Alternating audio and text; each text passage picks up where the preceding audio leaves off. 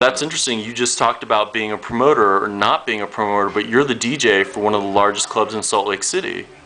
So how do you feel about that? I mean, are you a promoter or are you just a music, I mean, because, okay, you got bartenders out there serving hard alcohol, you got pool tables, you got girls giving it up. What about you? You're like exporting music, man. Well, it's part of my job to help the patrons, the customers that come in here to have a good time. I mean, that's what they're here for. They're here to forget their troubles, to come in and enjoy life, to see some beautiful ladies, enjoy the sounds, have the beverages, you know, and have a good time. They want to escape what's going on out there in their normal life.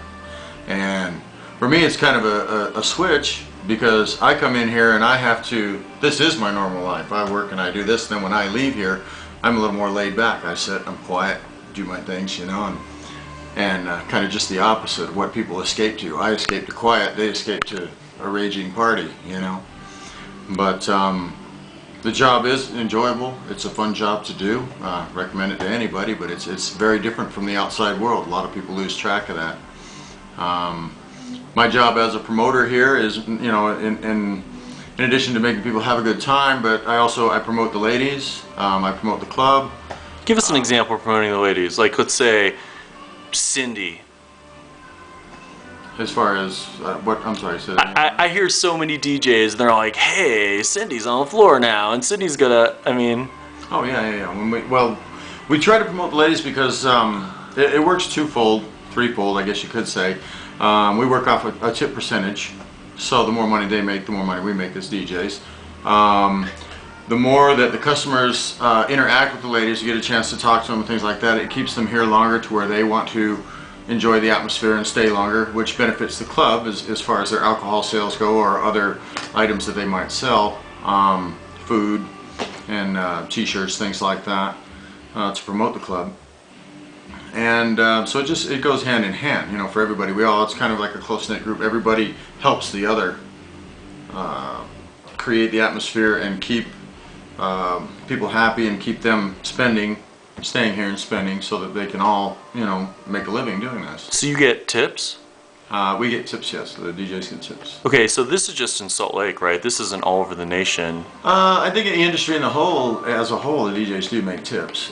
Some places pay a wage plus tips. Some places pay a minimum wage and you work on the tips. You know, the percentage of tips may change from place to place. But here we make a wage and then we make a percentage in tips to help offset what the wage is, which generally isn't very much. Do you go to other cities and check out what they're doing, like Las Vegas, Seattle, Spokane, San Francisco? Do you do that? I mean, we're just curious, like studying where the girls have to lap dance and grind, whereas here they just sort of like dancing on stage. Here it's a stage only thing, and it's not. Can you explain that? Because I know some people aren't going to understand it. Like you go to Jacksonville where girls just get wild, you know, or you go to Montreal where you can get full nude lap dances with touching. Right. So what is it like here? I mean, in the Mormon capital? Well, it's one of those situations where here it's the stage dance or nothing at all. So the people in the state that do enjoy, you know, top entertainment, they want to come and see and they'll take what they can get. Basically, they don't want to have to drive to Nevada or some other place close by, another state. However, they can. Short distance away in Wendover, they have a lap dance type situation over the border. Some people go down there if they want lap dances, they go there, or they'll hire private escorts for private parties for that type of thing. Yeah, what's up with that? Escorts in Salt Lake City. I was shocked because I thought like the Mormon vice would just be in there in a heartbeat. Well, there's you know, basically, I mean, there's just certain freedoms that can only be regulated so far. And then the rest is protected, you know, under certain amendments of the Constitution to help freedom of expression, and that's just a form of expression. At least it is in my book. So, I mean, if a lady wants to dance totally nude and entertain someone, I don't see a problem with that.